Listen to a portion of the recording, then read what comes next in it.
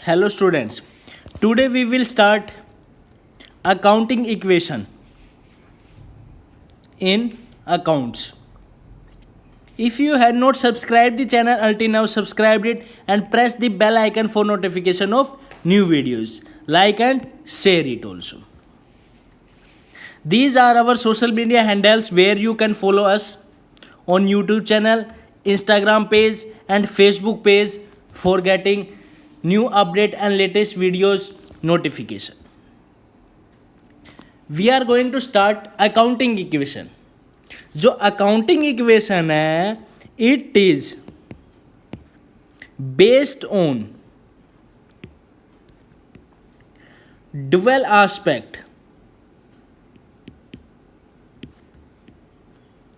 Concept of accounting.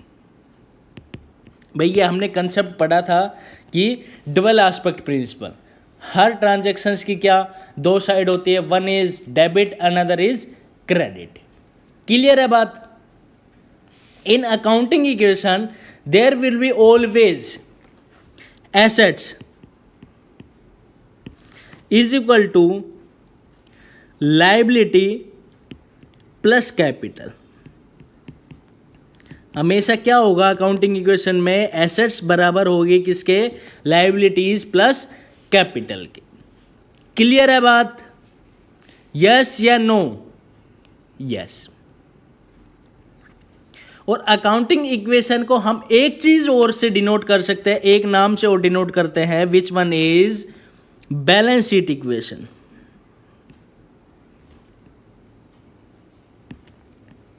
Balance sheet equation. Clear है बात?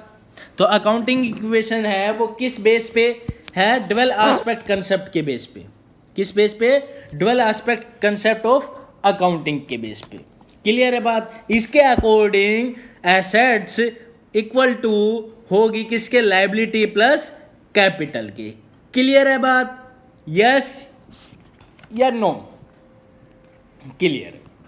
अब बात आती है types of transactions affecting the accounting equation. जो अकाउंटिंग इक्वेशन है उसको कितने तरीके के नेचर्स, ट्रांजैक्शंस के नेचर्स इफेक्ट करते हैं। One is transactions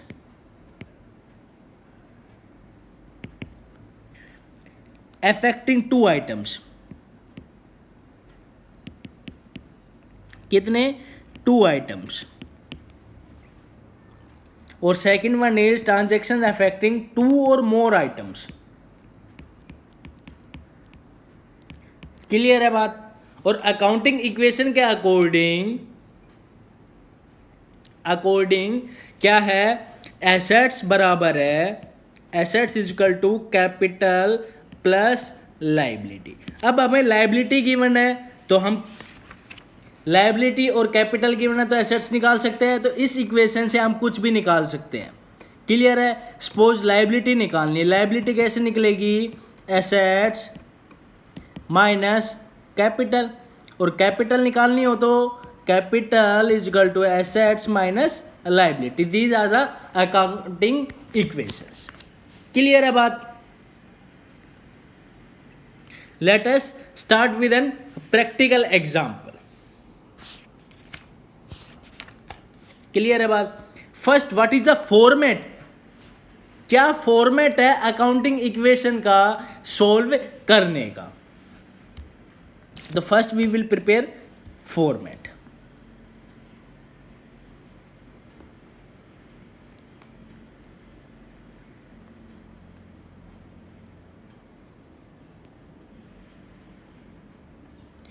serial number, transactions, assets is equal to capital plus liability. This is the format to solve the questions. And ऊपर this is the question that show the accounting equation on the basis of the following transaction and prepare balance sheet on the basis of last equation. बस हमें क्या बनाना है, केवल accounting equation. Show the accounting equation. These are the transactions. Clear है बात? अब ऊपर क्या लिखना है हमें, क्या चीज, अकाउंटिंग इक्वेशन, क्या चीज, accounting equation.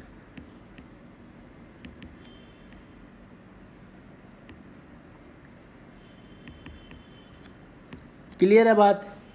Now let us start.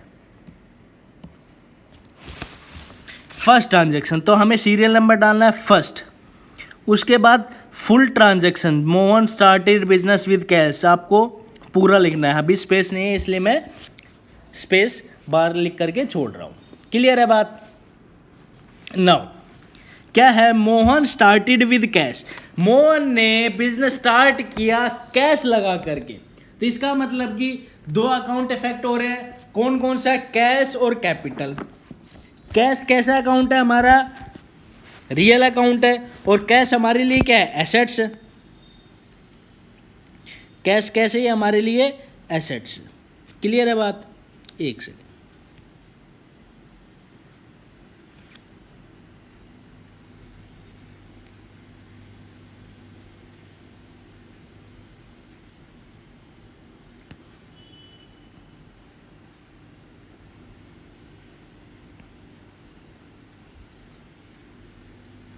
Assets equal to capital plus liability. Clear है फर्स्ट ट्रांजेक्शन्स? ठीक। अब कैश है, कैश हमारा क्या है, एसेट्स है, तो हम एसेट्स में कैश लिख देंगे। और दूसरा कैपिटल है, कैपिटल में कैपिटल की जगह लिख देंगे कैपिटल। कैश कितना है, 40,000, तो 40,000 इधर and is equal to 40,000 capital. Clear है? दोनों साइड बराबर है। There will be always debit side will be equal to the credit side, means assets will be equal to the capital plus liability. If both the sides are not equal, then you have to recheck to where is your fault या mistake, that why your assets and assets is equal to capital plus liability are not equal. Second transaction, same suppose ऐसे ही, purchase goods on credit. भाई उधार goods खरीदे है कितने का, 15,000 का। भाई जब हमने गुड्स परचेज किया होगा तो हमारा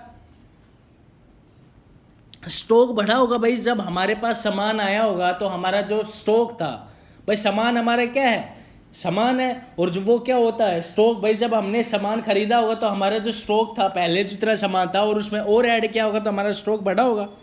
और स्टॉक हमारी क्या है, एसेट्स है, तो स्टॉक कितना हो गया, 15,000। और प्लस अब उधार खरीदा है, तो इसका मतलब कि that money we have to pay, and that money which is paid,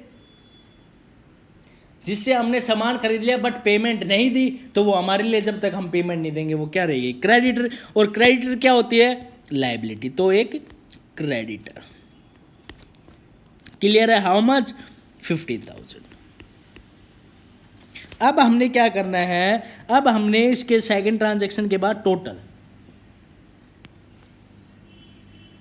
क्या करना है, टोटल। अब ये देखो 40,000 प्लस 50,000, 40,000 प्लस 15,000, दोनों साइड बराबर है। भाई 55,000 एसेट्स है, 55,000 कैपिटल प्लस लायबिलिटी है, कोई प्रॉब्लम नहीं।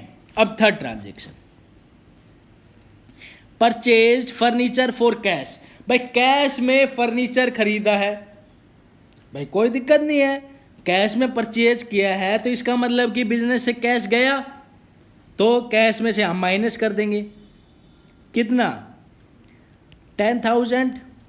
और दूसरा क्या चीज़ बढ़ गई हमारी, फर्नीचर, और फर्नीचर हमारा कैसी है, एसेट्स है, तो फर्नीचर हमारा हो गया 10,000 का। इधर कुछ भी नहीं है तो 0 0। क्लियर है? अब फिर हम क्या करेंगे, टोटल।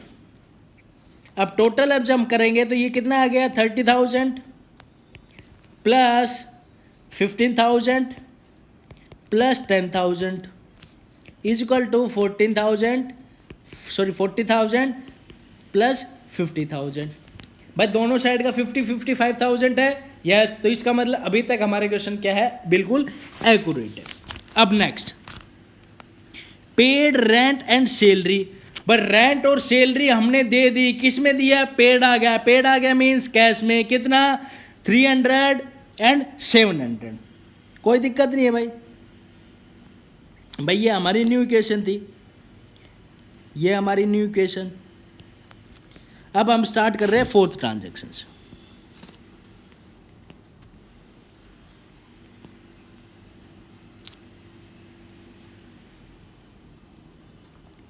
न्यू इक्वेशन है, उसको यहीं पे रिकॉर्ड कर लेते हैं। 30 प्लस 15 प्लस 10,000, ये cash, stock plus furniture is equal to capital plus liability. Capital थी हमारी 40,000 प्लस क्रेडिटर थे हमारे 15,000, यही था। अब फोर्थ का ट्रांजैक्शन। अब क्या दे दिया उसने हमें, हमने दे दिया मीन्स बिजनेस ने रेंट पे कर दिया और सैलरी पे कर दी। तो इसका मतलब कैश कितना गया, कैश 1000 गया भाई, गया कैश 1000, कैश में से 1000 माइनस कर देंगे। दूसरा हमारी कैपिटल में से कम होगी भाई, जो हमने 1000 रुपीज दिए हैं वो हमारी किस में से कम होगी, कैपिटल में से कम होगी। क्लियर है बात भाई, ये हमारी कहां से कम होगी, कैपिटल अकाउंट में से। कहां से, कैपिटल अकाउंट में से। अब हमने क्या करना है, दोनों साइड का टोटल। अब टोटल करेंगे तो क्या होगा भाई, कैपिटल एक तरीके का हमारा एक्सपेंस है, तो हम ये मान लेंगे कि इतने का कैपिटल हमारा क्या हो गया, कम हो गया। और दूसरा हमारे किस में से, कैश में से कम हो गया। तो टोटल हमने किया होगा, जब न्यू इक्वेशन हमारी क्या बनी होगी, न्यू इक्वेशन हमारी बनी होगी 29,000 प्लस 15,000 प्लस 10,000 और 39,000 प्लस 15,000। नेक्स्ट फिफ्थ वन है sold goods costing 12,000 on credit ₹15,000। भाई 12,000 का सामान 15,000 में बेच दिया, तो इसका मतलब कि हमारा स्टॉक कितने का कम हुआ है, 12,000 का। कितने का बेचा है, 15,000 का।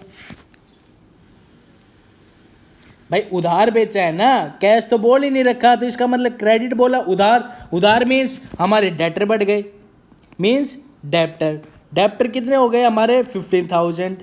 भाई हमने 12,000 का सामान 15,000 में बेचा, तो हम पैसे तो कितने लेंगे, 15,000। तो अब जो 3,000 है, 3,000 है, वो हमारी क्या है, प्रॉफिट है। प्रॉफिट है तो इसका मतलब बिजनेस की जो कैपिटल है वो इंक्रीज हो गई, प्लस 3,000। क्लियर है। न्यू इक्वेशन क्या आई, न्यू इक्वेशन है 29,000 plus 3,000 plus 10,000 plus 15,000 is equal to 43,000। यही आएगी ना, सॉरी 42,000 प्लस 15,000। क्लियर है।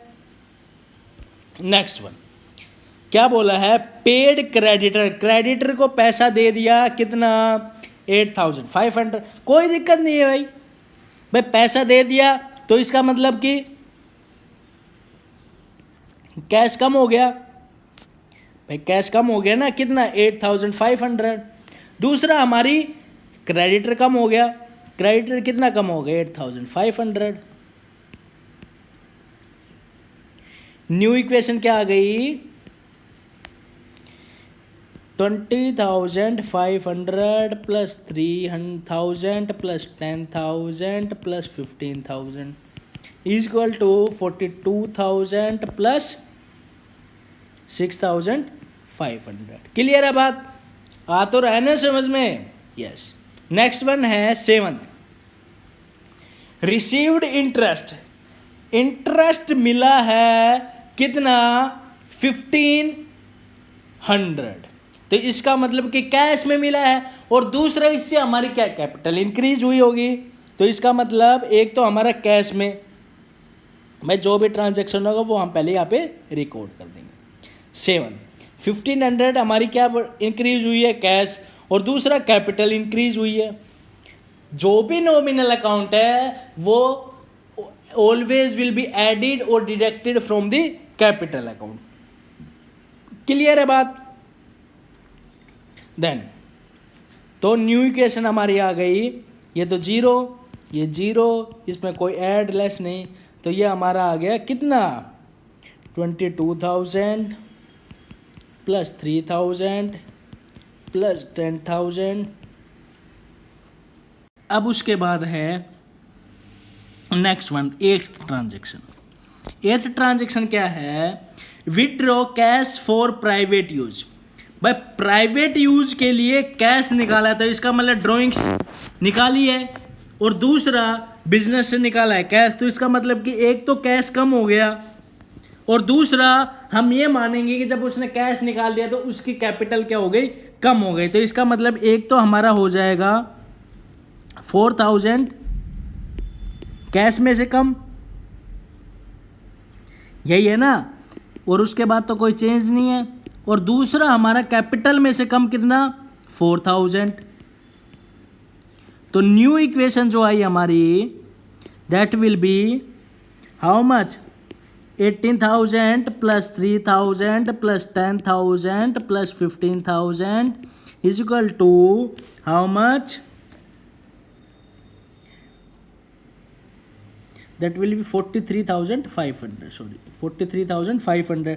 तो ये हमारी आएगी 39,500 plus 6,500। Now next transaction. Next transaction क्या है? Bought goods from Ram. Ram से गुड्स खरीदा है 8,000 का एंड पेड 5,000 इमीडिएटली। भाई हमने गुड्स कितने का खरीदा? 8,000 का, कोई दिक्कत नहीं। तो हमारा स्टॉक कितने का बढ़ गया? 8,000 का। कैश कितना दिया है? 5,000। भाई 5,000 हमारा लेस हो गया, और दूसरा अभी भी 3,000 बाकी है, तो इसका मतलब वो हमारा क्रेडिटर है।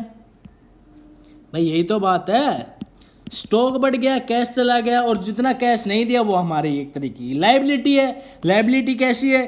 क्रेडिटर है। तो न्यू इक्वेशन जो हमारी आएगी, that will be the 13,000 plus 11,000 plus 10,000 plus 15,000 is equal to 39,500 plus 9,500. There will be always equal.